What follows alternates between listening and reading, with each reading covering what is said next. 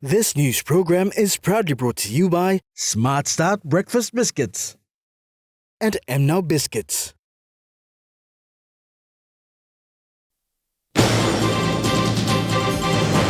More than 500 people in Kiunga receive free dental screening. National Cultural Commission wants DDAs and provincial engagement. And International Food Cooperation participates at the 8th Pacific Tuna Forum.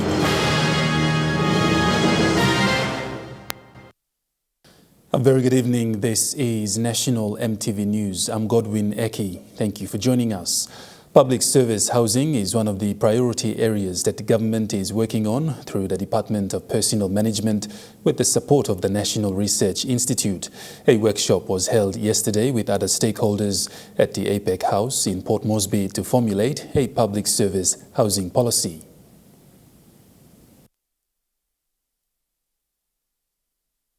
Department of Personnel Management and National Research Institute have signed a memorandum of understanding in June to collaborate and develop a policy to guide the way forward in public service housing.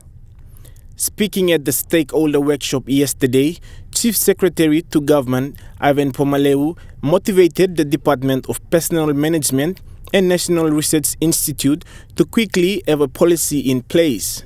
I'm saying that the policy is important, but let's get it over with. Let's finalize it and get it approved, and let's get on with identifying piece of land. Let's get on with getting all the regulatory bodies to work together to provide the requisite approvals. The Minister for Public Service, Joe Sungi, stated that the need for more institutional housing is preferred than home ownership schemes, because home ownership arrangement should be more of a personal and private arrangement for public servants. Minister Sungi highlighted that Department of Personnel Management has already proposed to Number 1 Super Limited on the housing bucket, which will be beneficial in the long run. I'd like to call upon Number 1 Super to listen to my department in terms of what we're proposing to make it more, to have that scheme working more towards the welfare and the well-being of our public servants who are contributors of the public our public servants. Minister Sungi has appealed to the government departments to encourage employees to join Number 1 Super to be part of the public service housing scheme. Louis Maingu, National EMTV News. The National Cultural Commission Executive Director Stephen Kilanda is appealing to provincial and district development authority leaders around the country to work together when it comes to hosting cultural shows.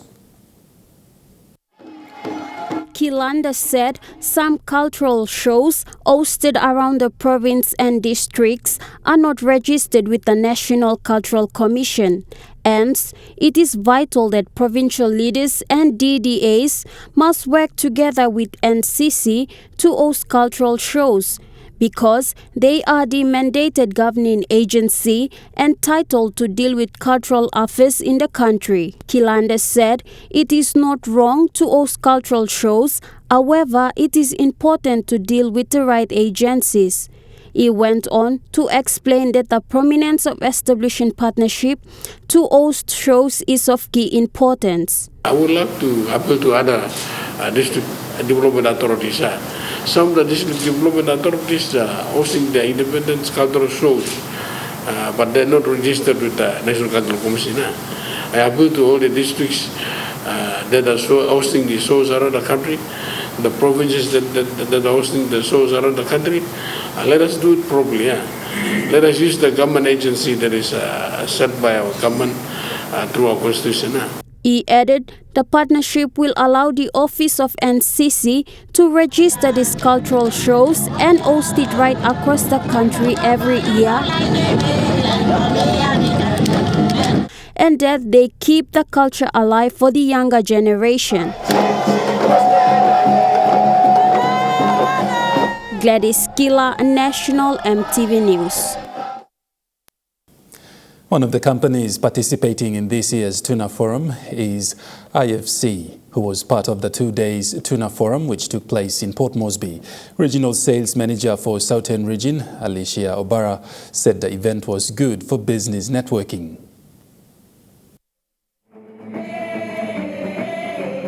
The 8 Pacific Tuna Forum, hosted by the National Fisheries Authority in Port Moresby, brought together industry players, experts, investors and fisheries ministers from around the Pacific to come together and to show ideas on how best tuna fishing can be managed.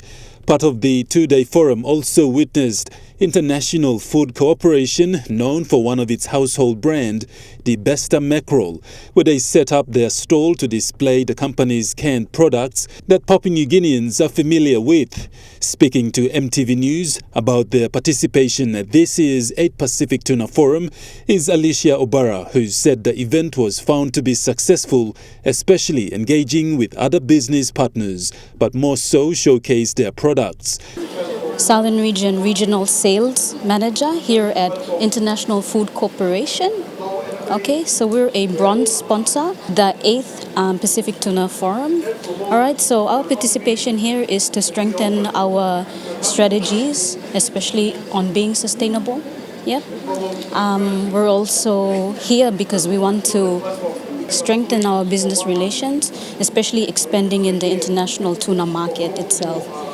So yeah, this forum itself is an opportunity for IFC, especially in our business. Yeah, we want to expand our business not just in the local PNG market, but also in the international market. Yes. She added that while their familiar brands are an all-time favorite, she made mention of some of their brands and also how IFC also exports some of their brands overseas. We do have Besta in general that covers tuna. We also have the mackerel, which is in every home that we've grown up with. But we also have our luncheons, sausages, and we also have beverages. Yeah. So right now, because this is the Tuna Forum, we've showcased our tuna itself. We do export some of our tuna lines. Okay, that's the chunk products itself. So we have the tuna chunk, brine, oil, barbecue, and also hot and spicy. So that we do export. The Indian High Commissioner to Papua New Guinea, Imbaseka Sundara Mati, donated 5 cartons of books to the Central Governor's Office today for them to distribute to the schools in the province.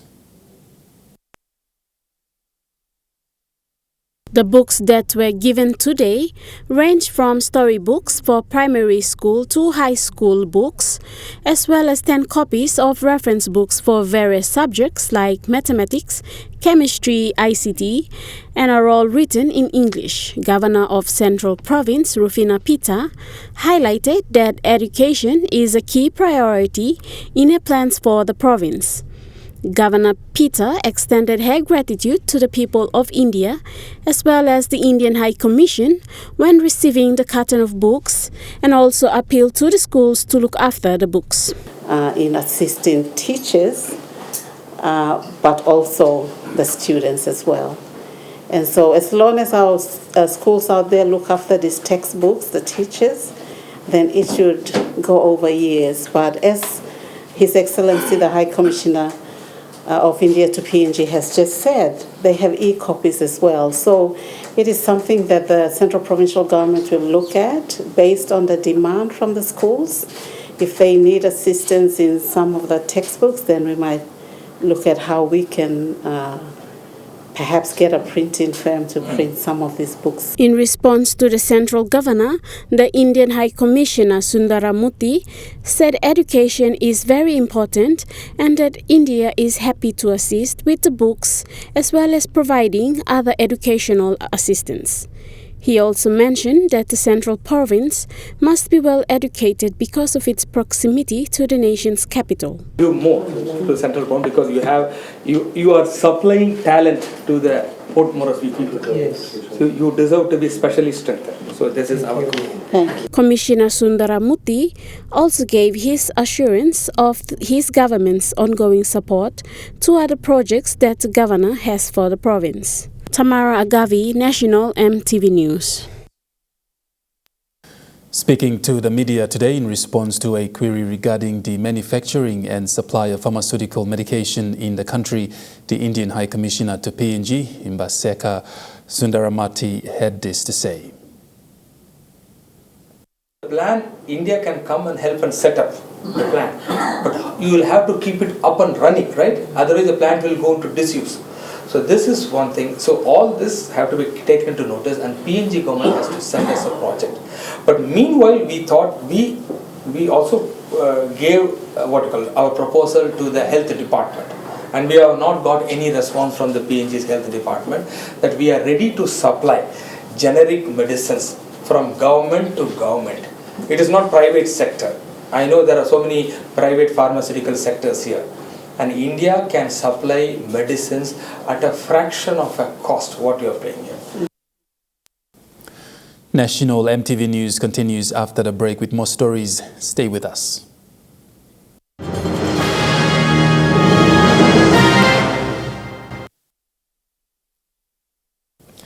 You're watching National EMTV News. Minister for Education, backed by few of his fellow counterparts, flew to West New Britain province and launched the National Literacy Week. The week-long event started on Monday at the Hosking Secondary School and will end tomorrow, Friday, the 8th of September 2023. The Literacy Week sees students from various schools in the province participated in welcoming the Minister for Education and few members of Parliament along with the West New Britain Governor at the Hosking Secondary School. Because youth students in all our LLGs, in all our districts in West New Britain and our province, Sia dancers from Tarawa in Kove bringing in the literacy torch, which was the highlight during the launch. The lighting of the literacy torch by the Education Minister symbolizes the official opening of the Literacy Week.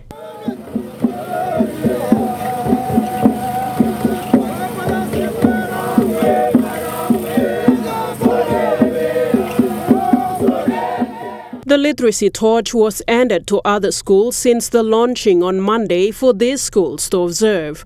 At the Mamote Primary School in the Nakanai district, it was revealed that their literacy rate is very low compared to other parts of the country. West Britain, also no record, you may stop tumbler yet. That's why I only bring him the second so that me only man one time, that's why we selected for rural LGs, so makim desa triple district. Emlo yellow Senaka, you me makim central nakana yellow Salilembu imi olim lo yellow makim. Launching bro imi long. Talk some people also Vice President emi talk na bis, you me still got work yet. Mr. Laura highlighted that the department chooses the province due to the increasing rate of illiterates and urged for parents to heavily take part in the literacy program next year to improve on the statistics. Plenty parents, plenty guardian, plenty papa mama. Only no sabel or right now, only no pro albumol. Time only sibika mol talk. Something about teacher. Now only no pro album. Samlata me giamani pigini abrisi me milus milis go simu brusna kage buere na pigini where start. So that's why me ngata mai mas only one time na imi serious na imi long time na imi continue long next year. By me mas alim plani papa mama na written right. The observation of the literacy continues in selected schools in the district throughout the province. The closing will be held in Kimbe Town tomorrow. Sharon Engnui, National EMTV News. A local operator skills training institute, the Baratu Operator Skills Training, is calling on the central provincial government to assist the institute set up a campus with assurance that land will be made available. The institute was established in 2021 and is operated in mobile mode and offered flexible short courses and is fully fledged central training institute focused on transforming the lives of the marginalized youths in the province, as highlighted by the executive director. We currently operate mobile mode and run short courses. Basically, we go word by word in our training materials and trainers to conduct theory lessons for 4 to 6 weeks and 4 weeks of practical sessions. After passing the test, both theory and practical, they are graduated with certificates, reference safety certificates and Class 7 operator license. According to Mr. Ombora, the Department of Higher Education issued blanket approval to allow them to operate for 3 years throughout the province. Then the department will do evaluation in 2025 on the curriculum, length of courses, location and training infrastructure, among others. He said landowners have given approval to construct their first building. Local president then made the call to the office of the central governor to support the institution's expansion plan as land is already available. The governor's good office help us establish a landing center for the Baratu operators here in Laloki. We'll give you the land. Help us develop these guys further and move forward further. 18 youths who have attained their certificate yesterday have undergone their practical training with the support from the RCB General Service Limited, providing the plant operator for students' practical. Sharon Engnui, National EMTV News. After a decade, the Kundiawa Cultural Show is making a comeback and will take place from the 10th to the 12th of September this year.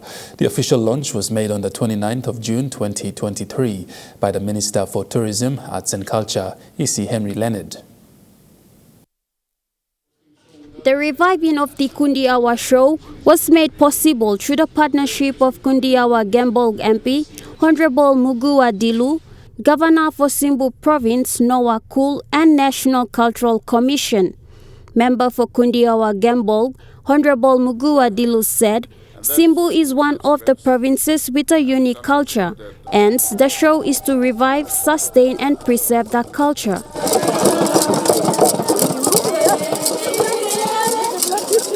Dilu added, his people are looking forward to this event and preparations are currently underway. He added, a total of 30 sing-sing groups have registered to participate, and the highlight of the show will see a sing-sing group display the traditional bride price ceremony of how marriage takes place. Dilu also explains how this show will boost the province economy. In Kundiawa, we don't have much going on, not much economic activities. It's just a small town, but we see this as an opportunity to bring in tourists, bring in people from other districts and provinces into our small town, so that we can, while at the same time we promote and preserve our and exhibit our cultural traditions and our ways of life. We also think that it's very important that we promote the SMEs in the district in a small town. Dilu added, for transparency purposes, with funding from reputable corporate sponsors, all participating groups must be registered to make sure they are genuine. Gladys Kila, National EMTV News.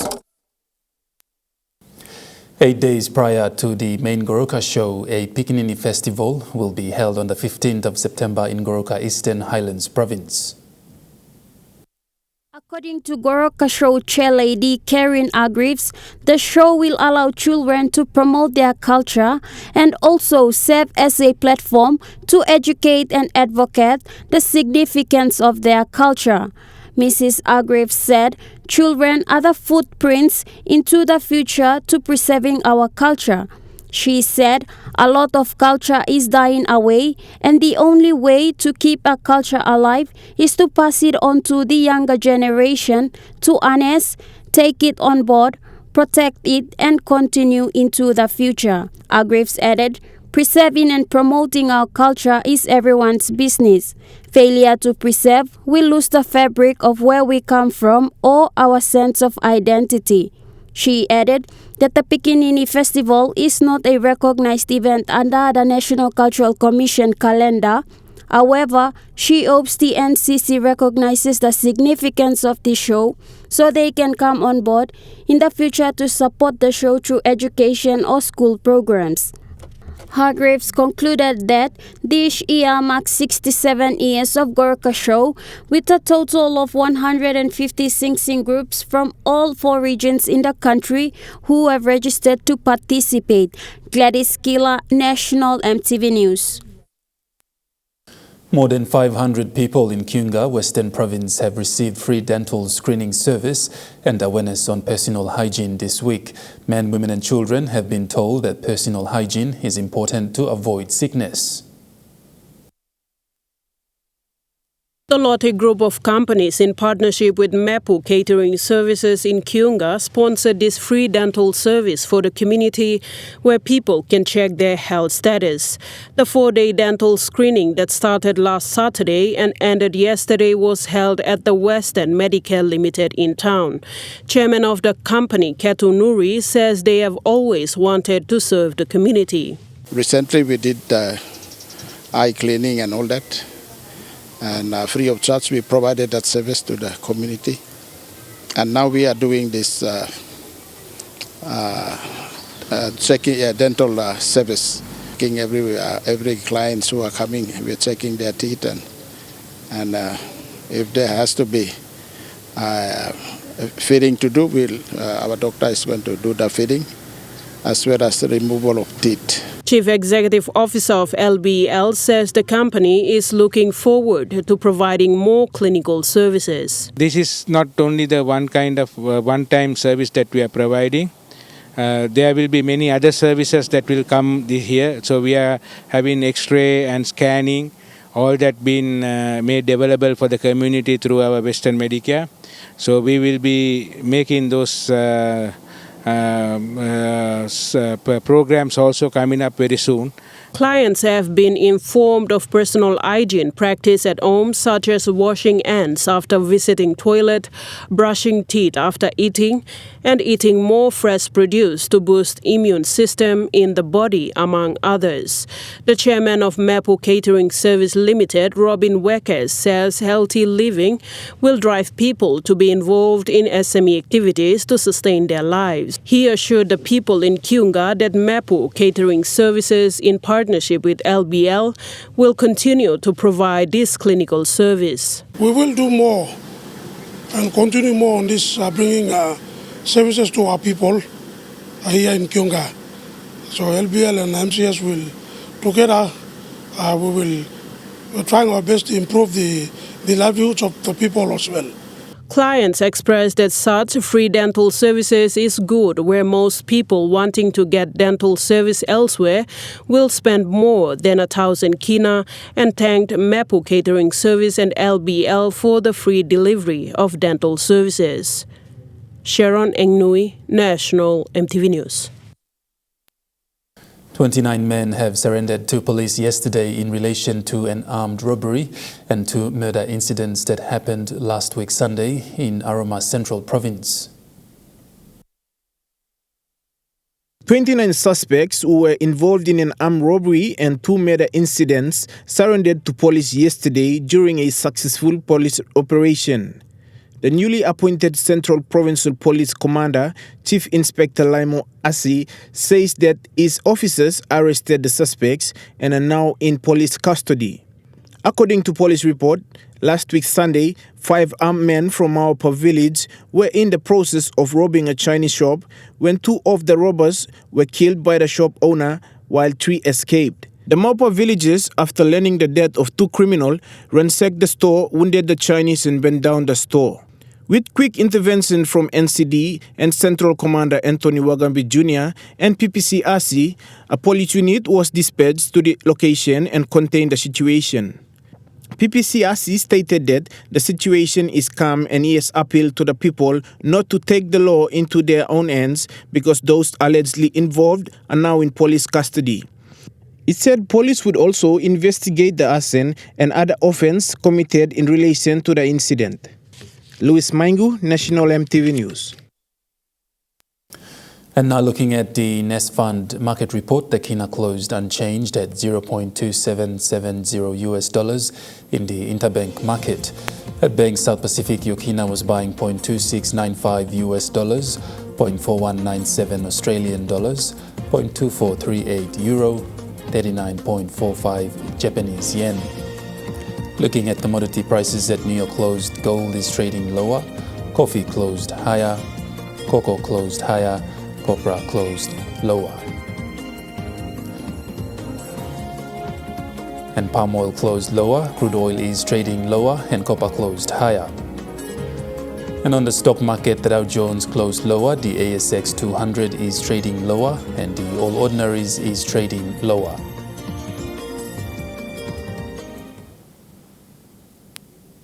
National EMTV News continues after the break. Stay with us.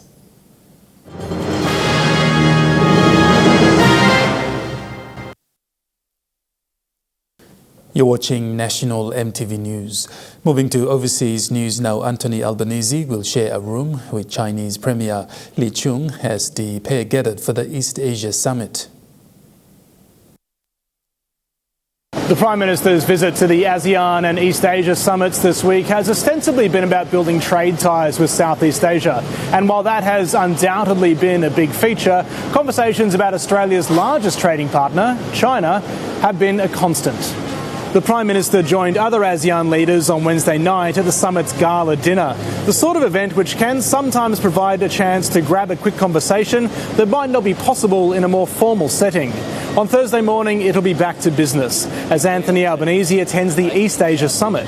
It's a gathering of leaders from Southeast Asia, plus countries like Japan, the United States, China and Russia. The message from Australia will be fairly consistent from summits past, that it's the responsibility of all nations to uphold rules and support stability in the region. But before then, it's now expected Anthony Albanese will sit down with Chinese Premier Li Qiang on the summit sidelines. It would be the highest level meeting between Australia and China since Mr Albanese met President Xi Jinping on the sidelines of last year's G20 summit in Bali. A difficult day for Vanessa Hudson, who had her first day in office as new Qantas CEO. She came under a wave of criticism from Qantas customers, staff and the federal opposition. One of her first tasks will be to appear at a Senate inquiry into the government's decision to block Qatar Airways flights into Australia. Her predecessor, Alan Joyce, will also be called. Heat is now turning on Qantas's board as well over when they were aware of the ACCC's investigation into Qantas selling tickets for flights it had already cancelled and their relationship with the former CEO. Rachel Waterhouse from the Australian Shareholders Association told the business there are questions for the board, but Chair Richard Goyder shouldn't go at the same time as the CEO. Two thoughts on that. There is a thought that you don't want a CEO and chair to leave around the same time. You do need to think about succession planning. Any good board should be thinking about the succession planning of their CEO and their chair. We need to understand more around Vanessa's involvement and awareness over this period of time. Retail investors are hopeful, and they're hopeful of new leadership and that we'll be able to make a change as far as culture and restoring trust in the airline. But we'll have to see as far as the performance and how it goes and understand what happened in the past.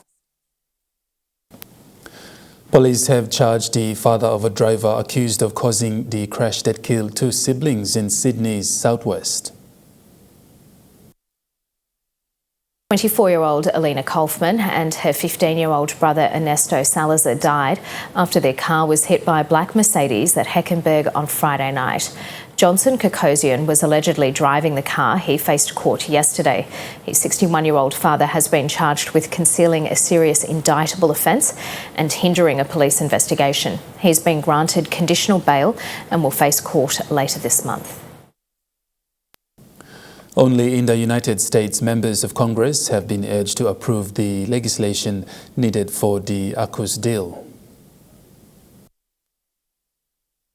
It's been nearly 2 years since AUKUS was first announced, this deal under which Australia will acquire nuclear-powered submarines, but there is still a lot more work to be done, and that includes in the US Congress. It will need to approve several pieces of legislation to make this plan a reality, including legislation that would formally approve the US selling Australia at least 3 Virginia-class submarines before Australia goes on to produce its own boats. Now, that legislation hasn't progressed as far as some would hope, partly because there are a group of Republicans who argue that while they support the broad aims of AUKUS, the US isn't meeting its own production targets at the moment in terms of building submarines, and so they argue that a lot more money needs to be spent on that before the US could sell these subs to Australia. So it is a somewhat complicated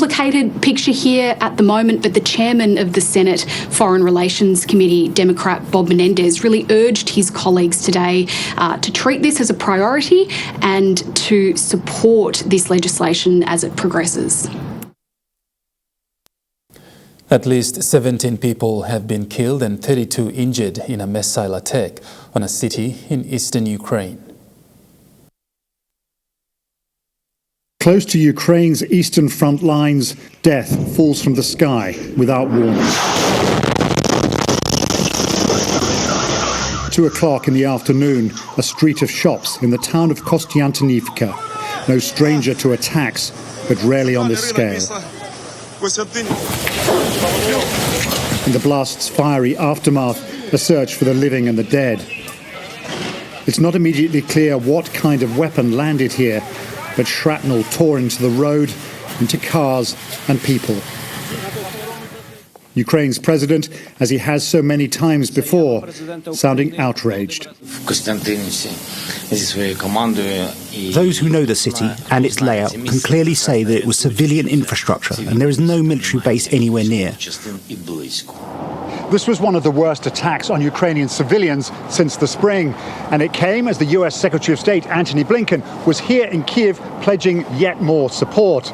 His arrival early this morning was preceded once more by the sounds of war. Russia launched a fresh wave of attacks at dawn. Kyiv's well-drilled air defences called into action once more. You're watching National EMTV News. Trukai Sports is next. Stay with us.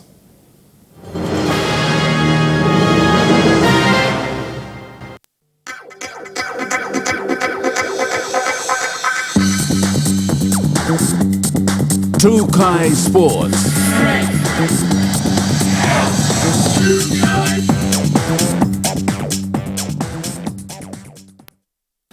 Welcome to Trukai Sports. The Agmak Sipik Nines tournament registration is now open for both the men's and women's division and will close on the 27th of October 2023. Only 20 teams will be accepted for the men's and 10 for the female. Now 2,000 kina will go for the men as prize for registration and 1,500 kina registration fee for the women's division. The tournament is scheduled for the 24th and 25th of November 2023.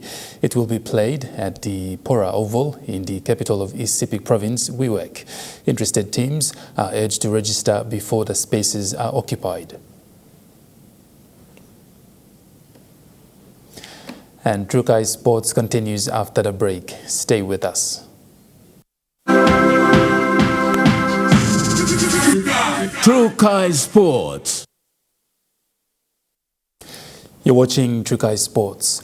The Department of Treasury has yet to release the funding of 12.1 million kina to the Team PNG and the PNG Sports Foundations for the Pacific Games preparations, which will be hosted in Solomon Island on the 19th of November to the 2nd of December. This was revealed by the Sports Minister Don Pollier yesterday in Mount Hagen. 2 months away for Team PNG to gear up for the Pacific Game, which will take place in Solomon Island from the 19th of November to the 2nd of December. However, funding for the team's preparation is still a question, as the minister responsible confirms that he is yet to get confirmation from the Treasury Department. I would like to believe that it is released already, but I have not been advised by the Treasury if it has been released, so I will check that out now that you reminded me today or tomorrow.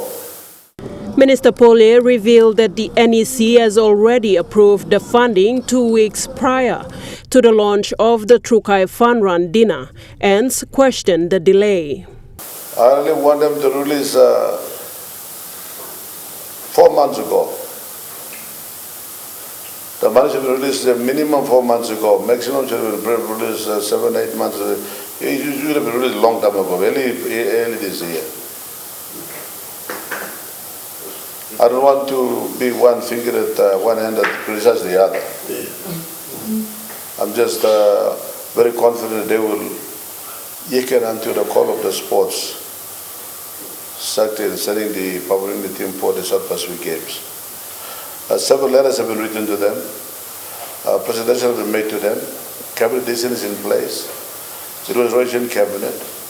So every system of treasury governance knows about this. And also common sense will tell that you must have your team prepared, and South Pacific Games is one that makes Oklahoma proud. When the money is in the right place, you wouldn't have this kind of a delay. Minister Pollier explained that the funding will go towards the Sports Federation and Team PNG preparation of the Pacific Game. I think about 20 million, I think.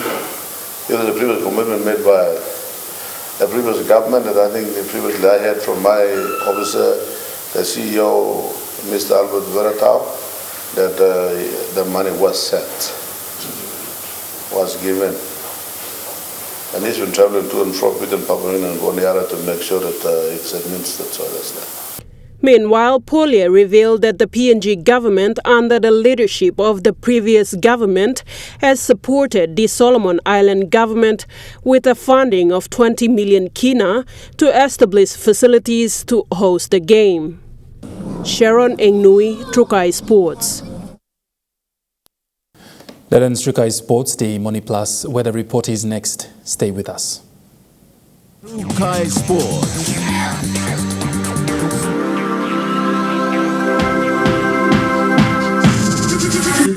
Trukai Sports.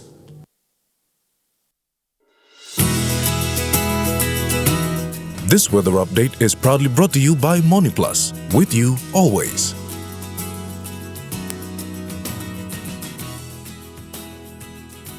Weather forecast for the next 24 hours. Southern region, Port Moresby cloudy periods with few showers and possible thunderstorm. Daru cloudy periods with a shower or two. Kerema, Alatau and Popondetta partly cloudy with few showers and possible thunderstorm. In the Mamase region, Ley cloudy with occasional rain showers and possible thunderstorm. Medang mostly fine. Wewak and Vanimo mostly fine, partly cloudy.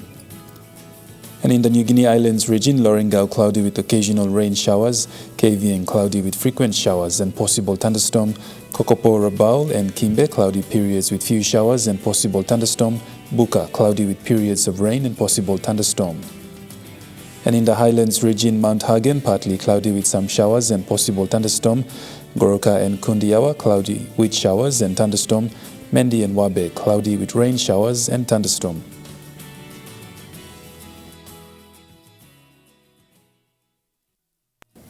The weather update was proudly brought to you by Money Plus. With you always.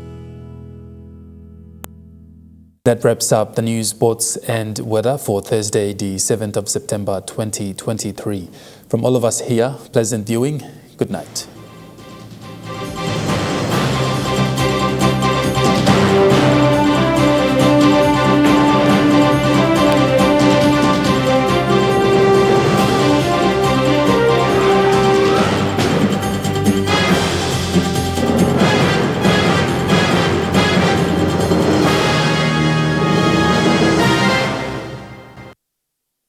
This news program was proudly brought to you by Smart Start Breakfast Biscuits and Gold Nuggets.